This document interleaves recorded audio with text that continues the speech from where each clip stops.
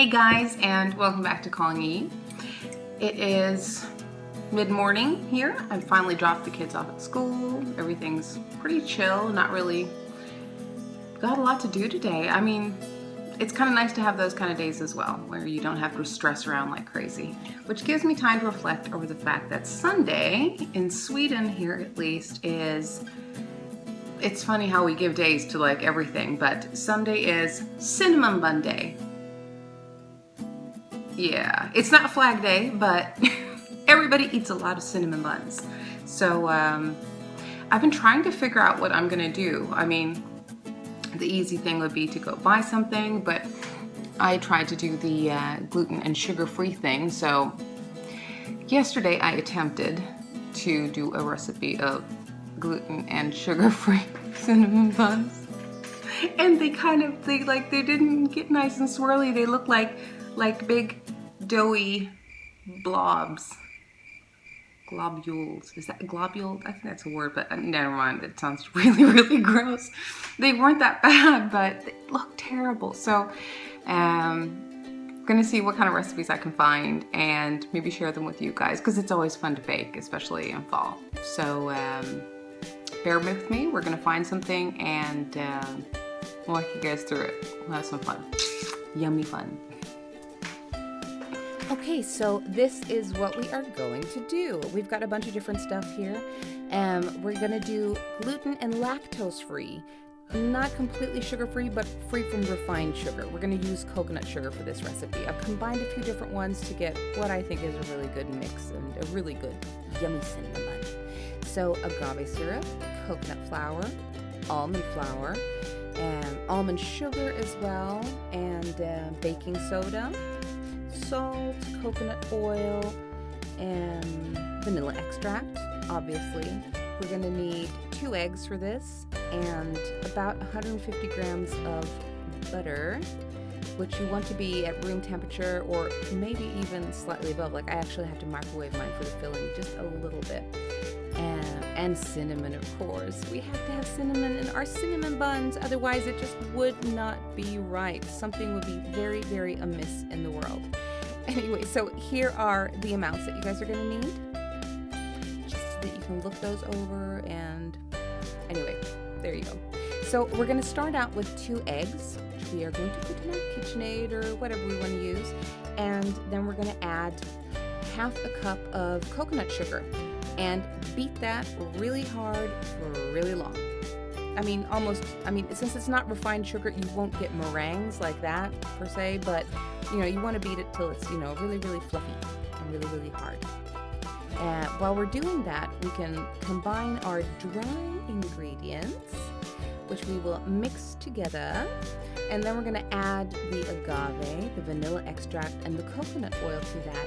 And when we've done that, we're going to gently fold the beaten eggs and coconut sugar into that till we get a lovely dough lump, like so. And put those between 2 baking sheets and just roll it out with a baking pin. Basically, what you're trying to do is get a nice rectangular shape for rolling. Mine just kind of went crooked. I don't know what I was doing, but yeah, it didn't really, really turn out. Anyway, so for the filling, 150 grams of butter, pretty soft, with 2 tablespoons of cinnamon, 2 tablespoons of coconut sugar, and 2 tablespoons of agave syrup. It makes it really nice and moist. So spreading that out all over the inside of our buns, and it'll look something like this. Then we're going to gently try and roll. It's just easier, at least my opinion is that it's easier to do it like this with the, rolling with the paper, because otherwise it might get sticky and icky and yeah, whatever. Just pretend it's sushi if you do sushi. If you like sushi, or if you've ever rolled sushi. Anyway, so we're going to roll this up as a sushi cinnamon bun. Oh my gosh, that sounds really gross. But it'd be kind of fun if they actually had that, like cinnamon sushi. Ew. Anyway, so after we've got a nice roll like this, we can take a knife. I think a serrated knife, in retrospect, would be better. Like, you'd get a nicer and more even cut, but this works too. So from a roll this size, we're going to get about 9, maybe 9 buns, depending on if your husband or kids nibble and steal the edges, which is what my hubby did. He stole one. Anyway, so, but it's a good sign when people are stealing things from your baking, because that means it's me. Anyway, so after you have this, you will put them on top of the baking sheet. And whatever filling or whatever topping you want to do on, I mixed up a little bit of coconut sugar and coconut oil with cinnamon and just sprinkled on top with coconut.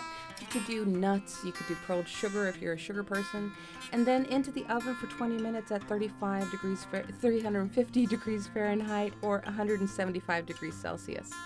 And ta-da! These actually kind of look like cinnamon buns, and they were so yummy. The kids completely devoured them.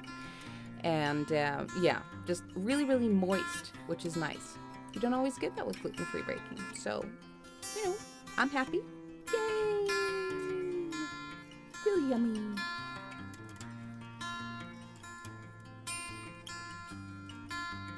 Okay, so those were our gluten and sugar-free cinnamon buns. Hope that you guys had fun making them. I sure did.